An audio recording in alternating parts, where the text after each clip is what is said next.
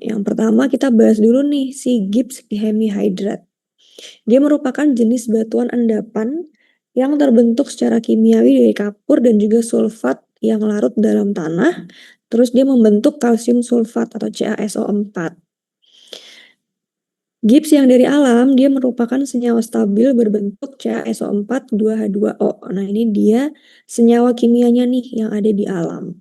Kalau untuk proses pembuatannya sendiri, Gibbs itu dia biasanya bentuknya dari batuan gede, kemudian habis itu dipanasin terlebih dahulu. Dipanasin di suhu sekitar 60-65 derajat supaya dia mudah digiling. Jadi pas setelah dipanasin tuh dia akan lebih gampang lepas gitu si gipsnya, batuan gipsnya. Setelah digiling terus dia dipanggang lagi di suhu yang kurang dari 170 derajat. Jadi maksimum ya. Jadi nggak boleh lebih dari 170 derajat supaya si senyawanya itu tidak rusak gitu. Pemanggangannya itu dia dilakukan selama 1 jam pada suhu tetap, kemudian diangkat, terus disimpan di tempat kering. Setelah itu baru digiling. Jadi gips yang kita pakai itu dia bentuknya juga sama kayak bubuk gitu, kayak semen, cuma dia beda warna, warnanya putih. Setelah digiling, baru dia diayak. Nah, diayakan itu yang halus baru bisa dipakai si gipsnya itu. Kayak gitu. Itu untuk proses pembuatannya si gips. Untuk sifat-sifatnya, gips itu dia akan mudah menguap atau mulai menguap kalau dia dipanaskan di atas 40 derajat. Jadi dia kurang bisa menahan panas ya. Kalau dia dari di atas 40 derajat dia udah menguap tuh si gipsnya. Makanya gips itu sebenarnya dia nggak bagus digunakan gips sama kapur ya. Jadi sama-sama mereka tuh tidak bagus kalau digunakan dalam volume yang cukup besar di campuran beton gitu. Karena dia sifatnya tuh dia nggak kurang kekal gitu kalau si gips itu gampang hancur juga gitu. Terus ini beberapa sifat yang lain. Yang kedua yaitu suhu di 130 sampai 170 derajat. Tidak semua air hablurnya menguap. Tidak semua air yang ada di kandungannya itu dia menguap. Sehingga dia bisa menarik air kembali. Jadi nanti air yang udah kemarin kita coba desain tuh di komposisi beton ada semen, ada pasir, kerikil, sama air, itu airnya dia bisa diikat lagi sama si gips ini. Makanya tadi jangan sampai kita harus jaga si suhu gips ini tuh tetap di stabil. Makanya tadi saya bilang dia kurang bagus nih kalau kita pakai di volume yang besar, terutama untuk bangunan dengan skala yang besar gitu. Terus yang ketiga, di atas 200 derajat, air hablurnya semuanya menguap sehingga gips berubah menjadi gips anhidrida yang bersifat tidak dapat menarik air dari luar sehingga tidak dapat digunakan sebagai bahan perekat. Nah, di atas suhu yang lebih tinggi lagi, di atas 200 derajat, itu airnya semuanya menguap. Kalau dia semuanya menguap, berarti dia sifatnya akan kering lagi. Kalau dia kering lagi, berarti dia udah nggak bisa punya sifat perekat. Jadi dia nggak bisa lengket lagi tuh. Dia akan jadi bubuk lagi. Akan jadi kering lagi, akan lepas lagi butiran-butirannya. Gitu. Makanya kita harus jaga si suhu gips ini. Dia tidak boleh jangan sampai si suhunya ini nggak stabil gitu. Karena dia mudah banget untuk terlepas si air yang ada di kandungan gipsnya itu gitu. Kalau airnya udah nggak ada, nanti dia sifat perekatnya atau sifat lengketnya udah nggak ada lagi gitu. Itu untuk sifat-sifat dari si gips. Terus yang ketiga penggunaannya.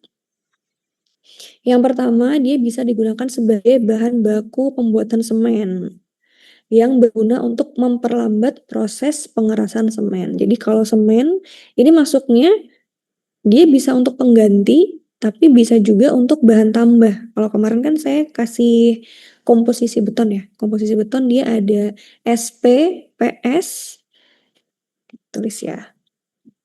Kemarin kan dia ada SP, terus ada pasir, terus ada kerikil, terus ada air, sama opsional kalau kita membutuhkan yang namanya bahan tambah atau admixture.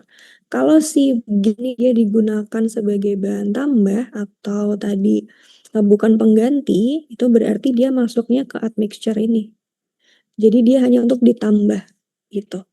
Dia ditambah, jadi komposisi si semen yang misalnya kemarin kita udah desain, kalau kemarin kan saya contohinnya berapa tuh? Misalnya 50 kilo gitu ya. Atau 100 kilo deh, 100 kilo, terus si pasirnya 200 kilo, kerikilnya 300 kilo, airnya 50 kilo. Nah, nanti ditambah lagi beberapa kilo misalnya untuk si admixture ini. Kayak gitu. Nah, fungsinya dia untuk memperlambat proses pengerasan semen. Kenapa sih kita butuh admixture atau kita butuh untuk kapan gitu? Kapan kita butuh untuk memperlambat proses pengerasan semen? Biasanya itu dia digunakan kalau batching plan. Masih ingat ya batching plan itu apa? Kemarin saya udah kasih tahu ya, batching plan apa batching plan? Batching plan apa? Ingat nggak batching plan apa? Batching plan. Kemarin saya tulis di papan tulis tuh batching plan. Kalau yang kemarin agregat, pabriknya namanya apa? Pabrik Untuk bikin agregat, pabrik bikin kerikil, split kemarin apa namanya? Pabrik bikin split. Crushing apa? Masa udah lupa sih, baru seminggu. ya alat buat bimbing batu kan. Lu ngomong dah, enggak lu. Apa kemarin yang bikin split tuh? Di Krakatau papan bukan, tulis Bu? tuh saya tulis. Hah? Tuh ada tahu. Ada tahu, udah dikasih tahu kemarin. Oh iya. Crushing apa? Buat bikin split tuh. Alatnya namanya apa alatnya? Alatnya buat ngehancurin si split namanya apa? Yang bentuknya kayak rel itu. Yang bentuknya kayak rel. Masa lupa? Alatnya apa namanya? Stone Crusher, Bu. Stone Crusher, itu alatnya. Pabriknya namanya? Pabriknya namanya apa? Stone Crusher kan alatnya tuh. Pabriknya namanya apa?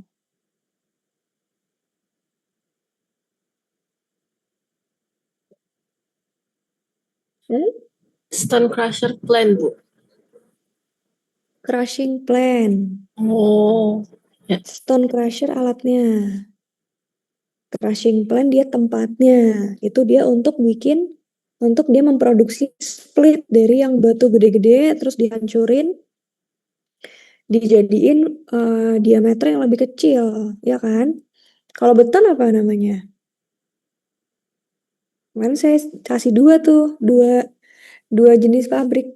Satu pabrik beton sama satu pabrik bikin split. Kalau pabrik beton namanya apa? Batching Ayo plan. coba googling. Googling apa? Batching plan, Bu. Batching plant. Batching plant tuh pabrik bikin beton segar. Itu namanya batching plant. Tempat bikin beton tuh batching plant. Nah, biasanya kita perlu kapan sih kita perlu ini nih? Memperlambat proses pengerasan semen ini. Kapan sih kita perlu? Itu biasanya kalau batching plan-nya jauh dari lokasi proyek. Jadi jangan sampai si semen itu dia mengeras sebelum sampai ke lokasi proyek. Bisa kita tambahin tuh si admixture ini untuk yang tujuannya untuk memperlambat proses pengerasan semen. Nah, contohnya apa si admixture yang bisa untuk memperlambat proses pengerasan semen? Ya ini si Gibbs ini tadi gitu. Gitu. Terus tadi cara kerjanya itu dia biasanya semen yang kalau yang dia nggak dicampur dengan gips semennya itu dia 10 menit udah keras tuh si semennya, udah mulai keras gitu ya, bukan keras yang langsung jadi kayak batu gitu ya, tapi dia sudah mulai ada reaksinya udah jalan nih, udah mulai keras si semennya. Tapi kalau kita tambah sama si gips alam, semennya itu dia jadi lebih lama kerasnya, paling nggak tuh 60 menit. Nah ini dengan rasio tertentu ya, Jadi ada rasio tertentu juga nih. Kalau kayak kemarin saya kasih contoh rasionya adalah 1, 2, 3, ini 0,5. Nah, admixture ini juga punya rasio tertentu. Tergantung kita butuhnya berapa, nanti rasionya itu yang akan menyesuaikan gitu. Jadi masing-masing admixture atau masing-masing bahan tambah itu punya rasio atau ketentuan rasio yang berbeda gitu. Terus yang kedua, penggunaannya tadi selain untuk bahan tambah ataupun pengganti, dia juga bisa digunakan sebagai pembuatan papan gipsum yang dicampur dengan serat. Biasanya dipakai untuk penutup di plafon ataupun di partisi dinding. Atau bisa juga dipakai untuk pelengkap arsitektural. Kadang kan kalau di plafon tuh ada yang hiasan-hiasan itu ya, yang ada bentuk bunga atau ada bentuk ukir-ukiran. Jadi ornamen ya. Jadi dia jatuhnya untuk ornamen.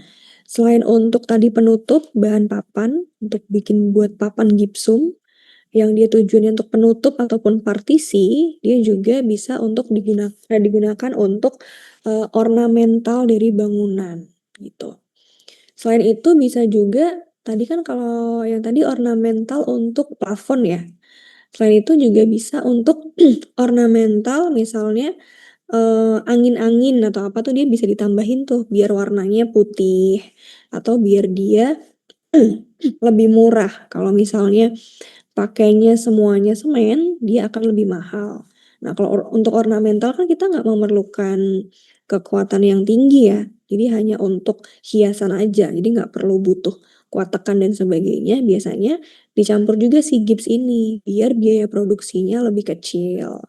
Atau tadi pengen warnanya yang jadi putih gitu. Kan kalau dikasih gips warnanya lebih terang tuh. Kalau semen dia lebih ke abu-abu tua. Terus selain itu bisa juga tujuannya untuk mengurangi kekuatan dari strukturnya. Kalau misalnya kita pakai ornamen, saya kayak angin-angin nih atau tadi hiasan-hiasan ornamen tertentu kayak misalnya yang buat pagar tuh, roster gitu kan. Si roster itu kalau misalnya kita pakai full semen atau pasir gitu ya, semen, pasir, dan juga air tuh kan biasanya bahan bakunya, dia akan lebih berat si apa tadi namanya, rosternya itu. Tapi kalau misalnya di rosternya tipe yang dia pakai campuran pakai gips atau kapur, dia akan lebih ringan kayak gitu. Itu untuk gips dari proses pembuatan, terus tadi sifat dan juga kegunaan yang biasa dipakai di konstruksi selama sehari-hari. Kayak gitu. Kalau untuk struktur, kalau kan sipil ya. Kalau sipil, kalau jembatan gitu biasanya nggak pakai sih ya. Karena kita butuh kekuatan yang tinggi tuh untuk jembatan, fondasi gitu. Biasanya lebih ke ornamen-ornamen atau keperluan-keperluan di struktur atas. Kalau struktur bawah, kalau jalan kan kebanyakan konstruksi sipil sama konstruksi jalan kan dia kebanyakan di struktur bawah ya. Di substructure. Substructure itu struktur bawah. Itu dia jarang kalau pakai gips. Ya paling dipakainya untuk tadi ini. Untuk memperlambat proses pengerasan aja gitu. Kalau untuk digunakan sebagai ornamen dan sebagainya tuh dia nggak dipakai ya kalau di konstruksi sipil. Oke, itu untuk gips. Terus yang kedua ada kapur. Kapur nih hampir mirip ya sama gips. Cuman dia sebenarnya beda jenis.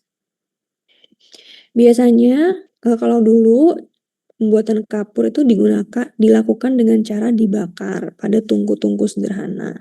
Kemudian hasil pembakarannya dicampur dengan air untuk membentuk bahan perekat. Jadi sama kayak si gips tadi.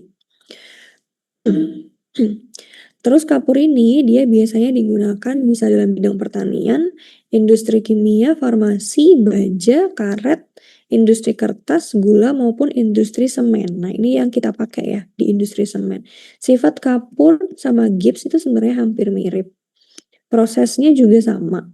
Jadi nanti dia sama dibakar, terus habis itu dihalusin, terus diayak, terus digunakan untuk campuran semen ataupun untuk tadi bahan tambah gitu. Terus sifatnya juga hampir mirip sama si gips tadi. Jadi dia harus punya paten di suhu tertentu, nggak boleh terlalu tinggi, nggak boleh kayak tadi dia terlalu lama pembakarannya kayak gitu.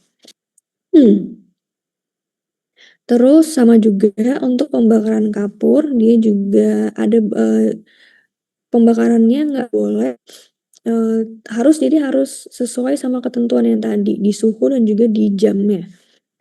Kalau tidak sempurna, nanti si butiran batu kapur dia nggak akan mengurai. Terus dia akan ada butiran-butiran kecil yang nggak kebakar, jadi kayak menggerindil gitu kalau misalnya dia pembakarannya nggak sempurna. Terus kalau pembakarannya tuh suhu yang digunakan terlalu tinggi dan terlalu lama, dia juga akan mencapai titik leleh. Tuh. Nanti dia ujungnya dia nggak bisa jadi pengikat, dia akan rusak si senyawanya itu gitu. Jadi dia nggak bisa bereaksi sama air atau dia akan malah justru akan mudah terbakar gitu si kapurnya. Itu untuk pembakaran kapur. Terus ini beberapa jenis kapur yang kita bedakan berdasarkan kemurniannya. Ada kapur kalsium, terus ada kapur magnesia, terus ada kapur dolomit, kapur hidrolis, mergel, marmer, dan batu kapur padat. Jadi marmer itu dia masuknya batu kapur ya. Cuman dia di versi yang lebih padat dan lebih keras gitu. Sebenarnya dia masuknya ke batuan kapur, kan dia di proses alam ada sedimentasi dan sebagainya itu, nah dia masuknya tuh ke batuan kapur. Gitu. Terus kalau perbedaannya sendiri apa sih dari kapur sama gips? Perbedaannya sendiri kalau kapur sama gips itu lebih ke sifat fisik kali ya, fisik sama kimia ya.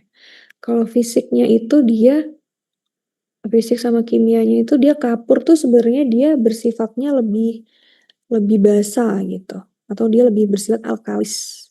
Terus dia juga reaktif dengan air dan CO2.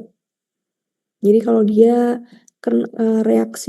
bereaksi nih dengan udara, dia lebih reaktif daripada si gips kalau si kapur ya ini gitu. Kalau gips itu dia lebih ke netral atau asam.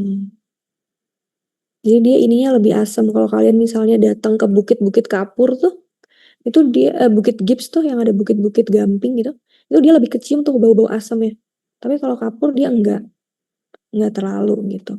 Kalau kapur dia proses pengerasannya lambat, lebih lama. Makanya tadi bisa digunakan sebagai untuk memperlambat pengerasan. Kalau dibandingin dua itu ya, dibandingin dua. Kalau gips dia lebih cepat, dia sama-sama bisa untuk memperlambat, tapi si gips ini dia prosesnya lebih cepat lagi daripada si kapur. Terus apalagi ya? Kalau untuk penggunaannya di konstruksi itu si kapur dia untuk bahan perekat tradisional. Terus dia untuk stabilisasi tanah sama campuran plesteran. Gitu. Kalau untuk gips itu dia jadi si kapur ini lebih punya sifat mekanik gitu kalau dibanding gips. Kalau gips itu dia lebih sifat mekaniknya lebih kecil. Lemah dia, ibaratnya dia lebih nggak kuat kalau si gips. Kalau kapur dia masih punya sifat mekanik yang better lah daripada si gips. Karena kalau si gips itu dia emang digunakannya lebih umumnya digunakan untuk ornamen, untuk bukan untuk struktural tapi lebih ke arsitektural gitu. Itu kalau gips. Kalau kapur dia masih bisa digunakan untuk struktural, untuk campuran struktural, campuran beton dikasih kapur itu dia masih punya sifat kuat gitu. Tapi kalau dibanding gips lebih lemah karena dia memang kekuatannya nggak setinggi si kapur. Walaupun sama-sama ya, kalau kita pakai kapur banyak juga nggak bagus juga gitu. Tapi kalau dibandingin antara dua itu si kapur lebih better tuh kekuatan strukturalnya daripada si gips. Si gips itu lebih banyak digunakan sebagai ornamen. Ornamen kayak tadi papan-papan doang untuk partisi. Jadi dia nggak apa namanya? Tidak menahan beban struktural. Partisi, ornamental, arsitektural kayak gitu. Terus Jadi kalau antara dua itu, yang lebih cocok untuk struktural atau yang lebih bagus, ya berarti yang kapur. Kalau gips atau gipsum itu dia nggak terlalu bagus untuk struktural gitu, lebih ke ornamental tadi. Oke, itu untuk dua ya, antara gips dan juga kapur. Kurang lebih perbedaannya seperti itu. Kalau untuk reaksi kimianya yang kayak gini-gini, kita nggak perlu ambil pusing lah ya. Yang kayak gini-gini nggak perlu ambil pusing. Ini hanya sebagai cuman sebagai tambahan knowledge kamu aja. Kayak gimana sih senyawa kimianya? Kayak gimana sih ikatannya, reaksinya kayak gimana? Lebih kayak gitu aja. Kalau kita di sipil kan pasti sudah ada guidance-nya sebenarnya. Nanti misalnya kita beli kapur atau beli gips gitu, biasanya kan sudah ke dalam bentuk pack ya. Jadi udah ada guidance-nya, udah ada di dalamnya tuh propertiesnya apa aja, kita tinggal ikutin itu aja gitu. Yang kita butuhin apa. Kalau misalnya kayak tadi nih, si gipsum, nah misalnya kita butuh memperlambat berapa menit sih? Oh, saya butuh memperlambat 60 menit nih, saya butuh memperlambat 120 menit nih atau 2 jam misalnya. Ya nanti si rasio yang tadi ini yang kita sesuaikan. Terus kadarnya yang kita sesuaikan. Lebih ke situ. Rasio ini berarti dia perbandingan beratnya ya dengan yang lain-lain ini. Nah, kalau kadar berarti misalnya si kapur atau si campuran itu dia isinya berapa persen nih di satu kilo itu ada ada apa aja nih bahannya, ada kapur sama apa misalnya kayak gitu. Jadi itu aja yang disesuaikan. Itu nanti di bab admixture ya. Untuk sekarang di keep dulu aja. Lanjut ya, sekarang kita ke pozolan atau truss. Kalau tadi kapur dia dan gamping dia bahannya adalah dari batu kapur. Kalau pozolan atau truss ini dia bahannya dari pelapukan mineral deposit vulkanik. Jadi biasanya dari letusan gunung berapi gitu ya, pozolan atau truss. Pertama kali untuk sejarahnya, dia pertama kali ditemukan oleh bangsa Roma kuno. Jadi dia pada waktu itu bangsa Roma kuno dia membuat bangunan menggunakan bahan galian dari permukaan bumi yang merupakan campuran halus dari debu vulkanis yang terdapat di dekat kota Puzzoli. Tuh. Nah dari situ baru ada senyawa atau bahan yang ternyata bisa kita pakai nih untuk campuran bahan bangunan.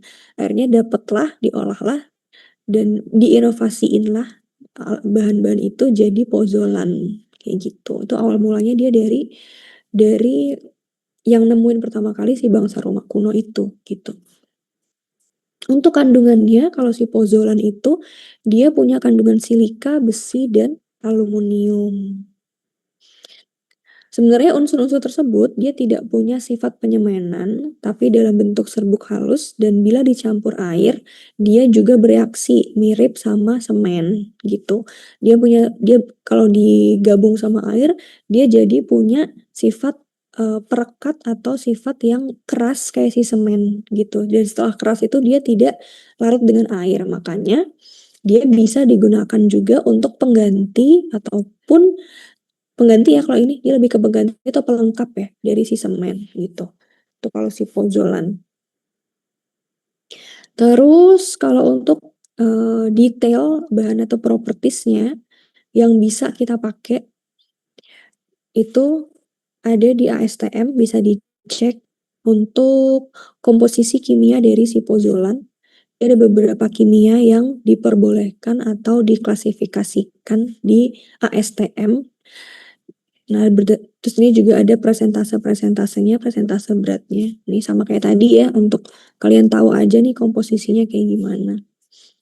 Kalau untuk persyaratan yang bisa digunakan, dia ada yang pertama, ini sama juga dari dari si ASTM itu tadi, tapi ini tabel berikutnya ya. Kalau ini tadi dia tabel 4.1, kalau ini dia tabel 4.2. Nanti kalau kalian penasaran bisa googling si ASTM ini, terus dicek tuh isinya kayak gimana. Tuh. Ini untuk persyaratan pozolannya, dia ada persyaratan kadar-kadar yang ada di pozolan atau sifat-sifat fisik dan mekanisnya ya, dia punya diperbolehkan dipakai kalau kadar air bebasnya itu di tingkat 1 6,0, tingkat 2 6,0 sampai 8,0, tingkat 3 8,0 sampai 10,0. Terus kehalusannya juga dia punya beberapa, ini yang saya bilang tadi ada kadar-kadarnya ya. Jadi ini level-level yang digunakan. Level-level ini dia berpengaruh pada sifat pengikatannya tuh, kayak gitu. Oke, terus ada pengikatan, nah ini levelnya juga nih. Kalau dia di tingkat 1 itu dia pengikatannya di 1 hari. Kalau tingkat 2 dia pengikatannya 2 hari, tingkat 3 dia pengikatannya 3 hari, kayak gitu. Terus ini untuk kuat tekannya. Jadi makin tinggi tingkatnya ya, makin ke 1, 2, 3 dia kuat tekannya makin kecil nih si pozolan itu. Kalau dia masih di tingkat 1, dia kuat tekannya makin besar nih, dia lebih dari 100. Gitu. Terus kuat tariknya juga sama, di tingkat 1 dia paling gede kuat tariknya, tingkat 2 dia nggak terlalu gede, tingkat 3 dia makin kecil lagi, kayak gitu. Nah ini sama yang kemarin saya contohin untuk kuat tekan, bukan kuat tekan sih, kekerasan ya, kekerasan dari admixture apa, agregat gitu. Karena kemarin saya kasih contoh tuh ada pengujian kekerasan dari agregat, ya itu sama kayak gini. Dia nanti level-levelnya tuh, misalnya level 1 kekerasannya berapa, misalnya kayak gini ya, misalnya dia kekerasannya 100 di level 1, di level 2 dia kekerasannya misalnya 75, level 3 dia kekerasannya 50. Tiga-tiga ini boleh dipakai untuk konstruksi, tapi dia punya levelnya sendiri gitu. Jadi bukan berarti kayak misalnya yang ini jelek banget nih, kita nggak boleh pakai, tetap boleh dipakai, tapi kita harus tahu kegunaannya untuk apa dulu gitu. Kalau emang butuh kekuatan yang gede, ya berarti kita pakai yang level 1. Kalau kita butuh kekuatan yang ternyata nggak segede-gede banget, ya level 2, level 3 udah cukup, kayak gitu. Itu semua bisa kalian cek, bisa kalian coba pelajari, bisa coba kalian ngulik-ngulik lagi di SNI, ASTM, dan yang lain-lain. Gitu. Terus untuk jenisnya sama kayak si agregat kemarin ya, dia punya jenis alami, terus dia juga punya jenis buatan. Masih ingat ya kalau alami sama buatan tuh bedanya kayak gimana?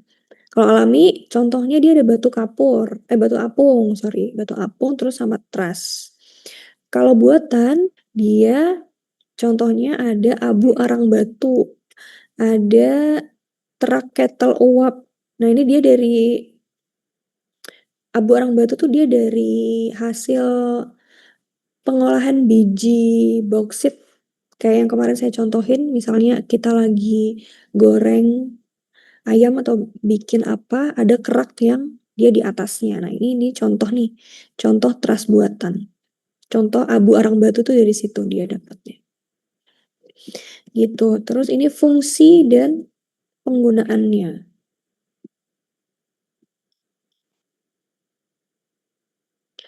Untuk fungsinya, kalau trust itu dia yang pertama dapat meningkatkan workability. Workability apa workability? Ada yang tahu nggak workability? Kemarin saya udah jelasin belum ya workability itu apa?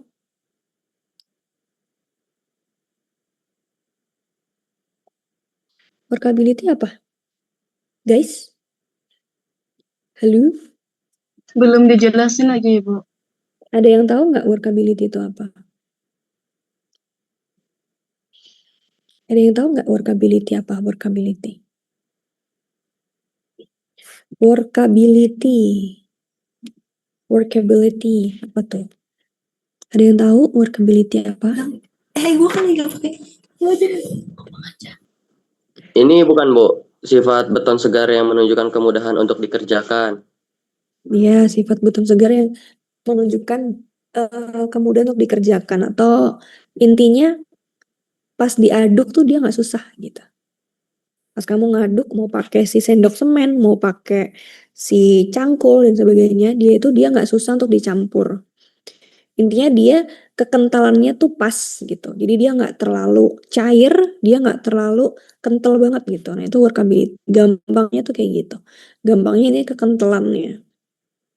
Kalau misalnya si beton atau misalnya mortar ya, kalau beton atau mortar misalnya dia terlalu kaku, nanti dia diaduk kan susah tuh, berat gitu. Kalau dia terlalu encer juga tuh, kalau dia terlalu encer nanti juga dia dicampurnya susah, meluber kemana-mana. Nah itu tuh workability. Nah ini si truss dia fungsinya yang pertama itu dapat meningkatkan workability si beton. Jadi kalau misalnya beton dia pas dicampur dia ternyata kurang si workability-nya, itu bisa nih dipakein bahan tambah dari bahan baku truss itu tadi. Jadi workability-nya akan bisa disesuaikan. Terus selain itu dia bisa untuk, sorry sebentar, apa ya?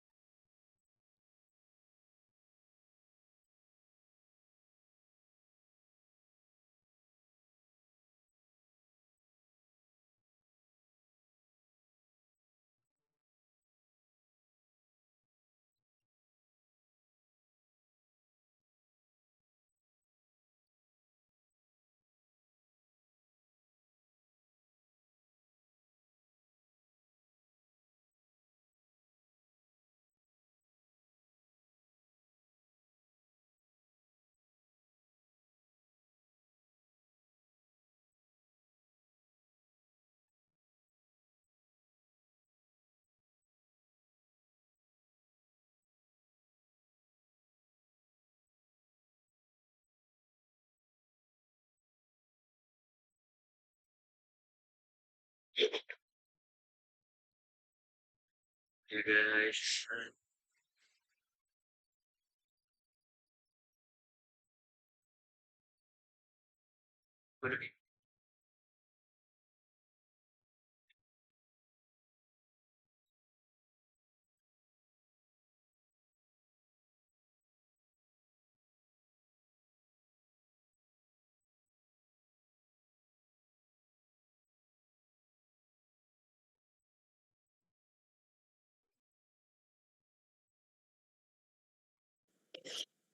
Oke, itu tadi fungsi yang pertama ya, dia untuk meningkatkan workability. Terus memperlambat pengerasan di depan tadi udah saya jelasin ya, untuk memperlambat pengerasan tuh dia kayak gimana.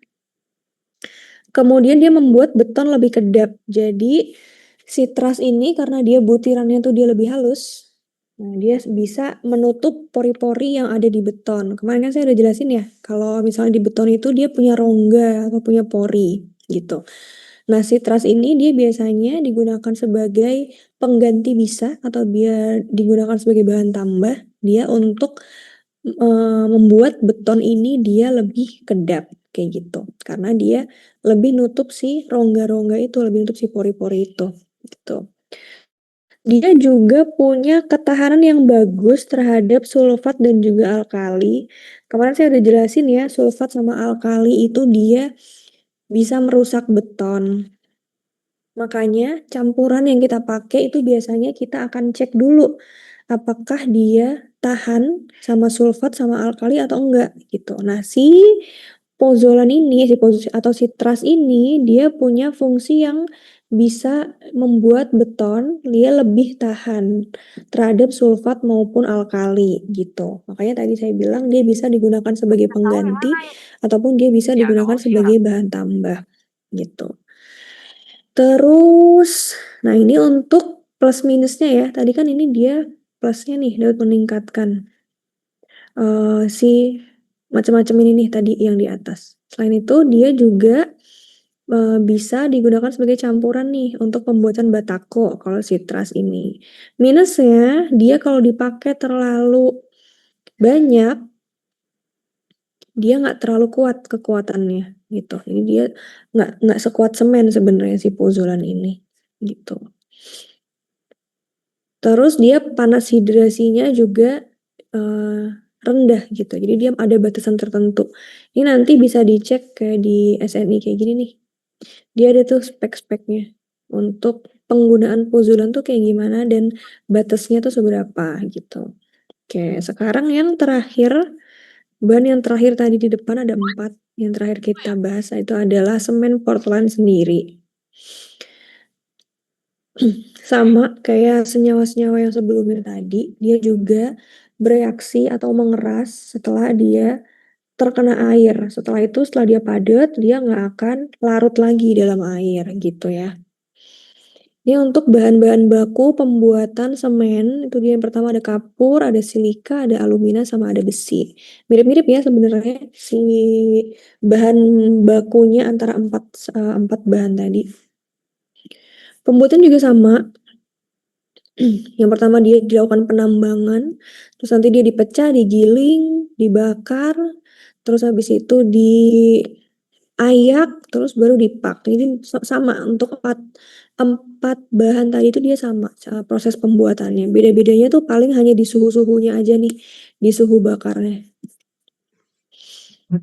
Terus ini pengaruh air terhadap semen Portland.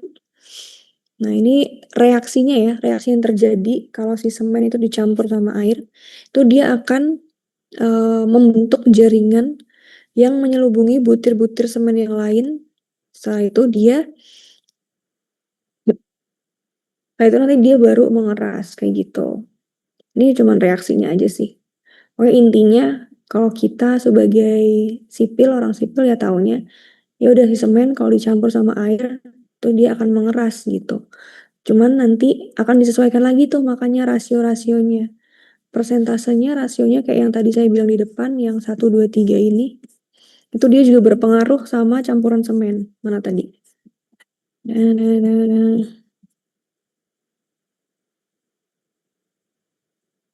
Nah nih, rasio ini nih yang saya bilangin nanti mungkin di next meeting aja ya, biar nggak pusing. Ini dia ada rasio nih 0,5. Ini rasio standar ya untuk air yang digunakan di beton.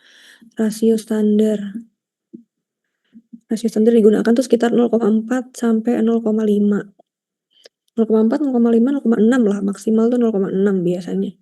Cuman dia efektifnya itu dia di 0,4 sampai 0,5. Kita sebutnya ini tuh fast. Dia jelek ya. Fast. Fast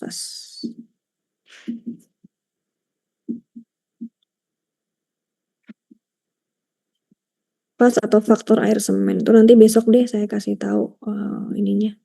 Biar lebih jelas aja. Gitu. Itu rasio yang biasanya kita pakai untuk campuran di semen.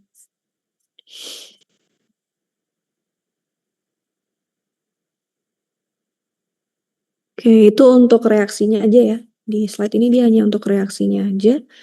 Terus ini untuk proses hidrasi atau pengerasan semen.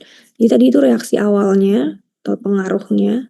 Terus ini dia proses setelah si semen itu dicampur sama air. Jadi setelah dicampur, dia akan mengeras, memadat, terus dia punya kekuatan tertentu.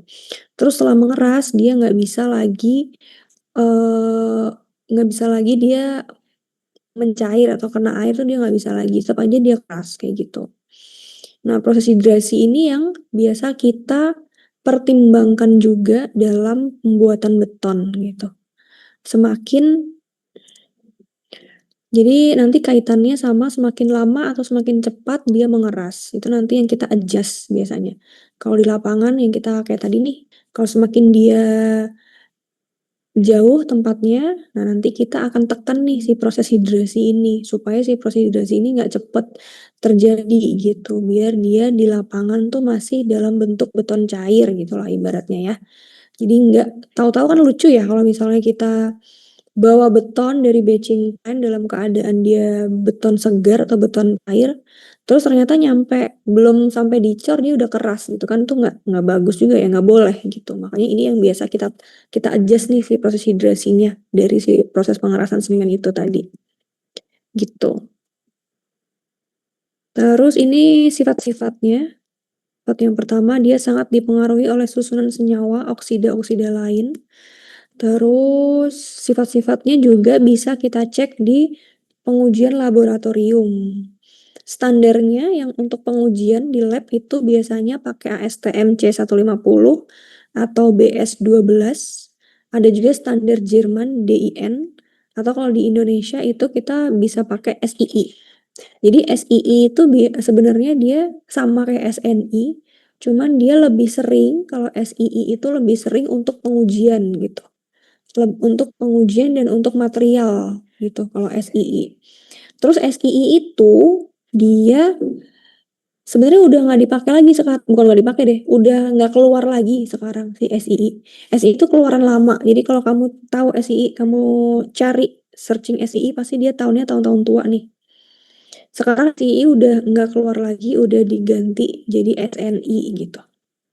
Jadi SNI sekarang udah banyak SNI material gitu, kayak kemarin yang kita pakai contoh tuh dia SNI kan. Dulu dia itu dipisah antara SNI dia hanya untuk kekuatan mekanik beton dan sebagainya.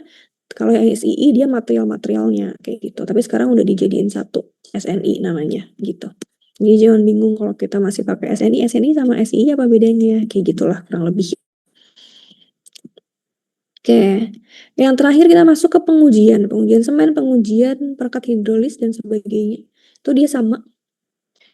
Biasanya pengujiannya itu yang diuji dia meliputi yang pertama fisik atau fisik atau mekanik atau kimia. Kalau fisik dia ada kehalusan, waktu ikat, soundness. Terus kalau mekanik dia ada kuat tekan. Kalau kimia dia pengujian komposisi senyawa yang ada di dalam. Yang lab nanti di semester depan yang kamu lakukan itu hanya ini aja nih. Fisik dia sampai ke waktu ikat, ada tambahan lagi yang lain. Ada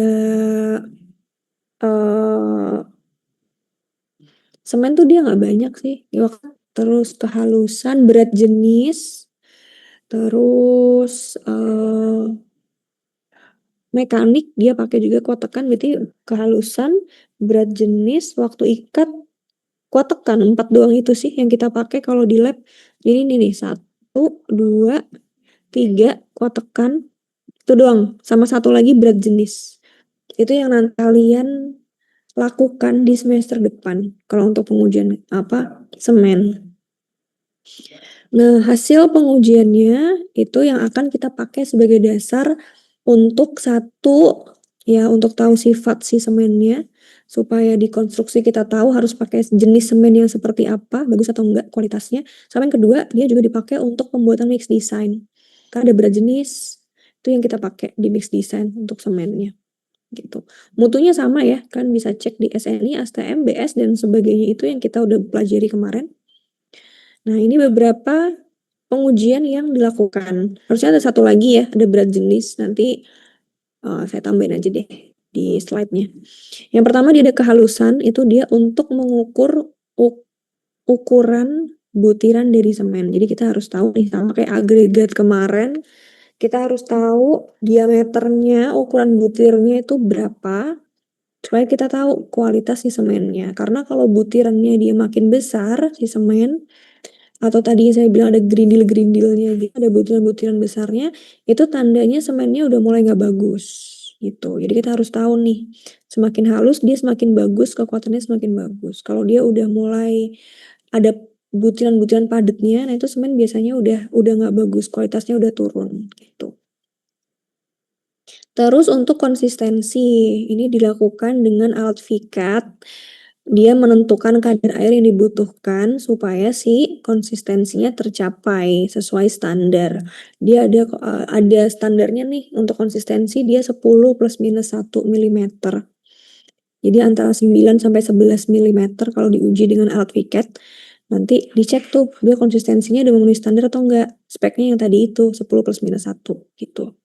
Terus waktu ikat juga dia untuk mengetahui kapan awal setting time-nya, kapan dia mulai mengeras, kapan dia tercampur dengan air. Kapan dia tercampur dengan air pas kamu kasih si air itu namanya waktu ikat awal. Terus waktu ikat air itu kapan dia mulai mengeras. Jadi kapan si semen itu dia mulai padat itu namanya waktu ikat akhir. Gitu. Ngeceknya sama dengan alat vikat juga, cuman nanti speknya yang berbeda. Kalau yang dihitung di sini tadi dia sama-sama sih, dua-duanya dihitung dari kedalaman penetrasi, tapi waktunya yang berbeda. Jadi kalau si waktu ikat tuh dia ada standar waktu ikatnya juga nih. Dia harus lebih dari 45 menit dan kurang dari 375 menit gitu. Ini berdasarkan SNI sama STM. Terus kestabilan volume atau soundness. Apakah dia mengalami perubahan volume? Apakah tidak? Apakah dia memanjang, menyusut, mengkerut atau dan sebagainya? Nah, itu nanti yang kita cek. Itu untuk pengujian fisik. Kalau pengujian mekanik, dia cuma satu aja. Dia kuat tekan atau compressive strength. Nanti berisik ya. Nanti si semen itu akan dibuat kubus-kubus kecil. Dimensinya dia adalah 5 kali 5 kali 5. Ini berdasarkan ASTM dan juga SNI ya. Jadi ini standar ukuran dari si kubus. Nah, kubus ini nanti akan diuji tekan, jadi ditekan pakai alat uji tekan hidrolis. Nanti dia dicek tuh pecahnya di kekuatan berapa gitu. Nah, itu yang menunjukkan dia mutunya mutu berapa gitu. Jadi ada beberapa tipe mutu si semennya. Ini mutunya dia masuk ke tipe 1, tipe 2 dan sebagainya. Ini berdasarkan SNI juga nih. Nanti saya tambahin deh untuk mutu-mutu semennya gitu. Terus pengujian kimia. Kalau ini lebih ke untuk tahu kandungan dari si semen tuh apa di dalamnya gitu. Komposisinya apa aja sih, lebih gitu aja sih. Kalau ini kita nggak pakai ya. Di lab kita nggak nggak nguji ini gitu untuk si pengujian kimianya. Gitu ya untuk semen atau perekat hidrolis. Sampai sini ada yang mau ditanya nggak? Sampai sini ada yang mau ditanya untuk perekat hidrolis? Teman-teman, belas. Halo? Tidur Iya, kah? Ibu. Jelas. Mohon izin. Kalau misalnya Jelas selam tes nggak itu untuk apa untuk ya? aduh, apa? Tidak mendengar. Kalau misalnya selam tes untuk apa ya? Kan kalau selam flow kan Selam buat tes. buat beton mengalir. Kalau misalnya selam tes dia kan buat kepadatan. Itu bakal ada Iya, benar. pengujiannya Jadi nggak? selam itu kan itu nanti masuknya di pengujian beton ya. Kalau di semen kita nggak pakai uji selam. Kalau beton itu ada 2 pengujian selam jenisnya. Tadi ada selam tes sama selam flow. Selam flow itu dipakai untuk beton yang dia lebih cair. Jadi ada beton tuh namanya SCC atau self compacting concrete. Dia tuh bentuknya cair banget kayak air. Jadi pas dituang tuh dia benar-benar cair. Itu uji selam tau gak sih alatnya kayak gimana? Yang kayak kerucut Alat itu. uji selam. Ya kayak kerucut. Hmm. Kalau pakai alat kerucut itu, kalau dia pakainya beton yang cair, itu pasti dia nggak mungkin berdiri kan, si betonnya. Makanya ujinya nggak bisa pakai si selam tes yang pakai kerucut, yang berdiri itu nggak bisa. Dia sama-sama pakai kerucut juga, cuman kalau si selam flow itu nanti kita Jadi hitung dibalik. diameternya, Hmm. bukan tingginya. Kalau selam yang biasa itu kita hitungnya ketinggiannya. Jadi selisih ketinggiannya itu turunnya berapa senti, berapa mili gitu. Tapi kalau yang uji selam flow, karena dia sangat cair, pasti dia meluber kan. Nah, itu yang kita cek diameternya. Bedanya di situ aja sih kalau untuk pengujiannya. Bedanya tadi yang satu cara ngukurnya, yang satu dia ketinggian, selisih ketinggian, yang satu dia diameter. Yang satu dia untuk beton yang lebih kental ibaratnya yang lebih padat, yang satu untuk beton yang cair. Kalau Masih, Bu. beton cair tuh biasanya dia pakai admixture, jadi dia cair gitu, bukan air ya.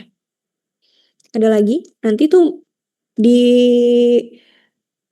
Tekban 2 sih. Kalau Tekban 2 sama pengujian bahan 2 kalau untuk uji selam prakteknya.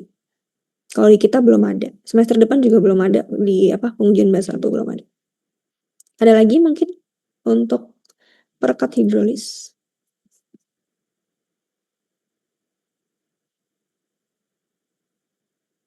Ada yang mau nanya lagi perekat hidrolis atau udah cukup? Cukup Ibu. Cukup. Cukup. Cukup, Bu. Sebentar, saya cek dulu ini. Oke. Oke, kalau cukup paling nanti ada tugas lagi ya.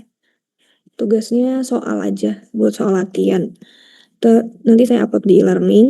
Kalau besok masih belum di-upload, tolong PJ-nya chat saya, ingetin ya.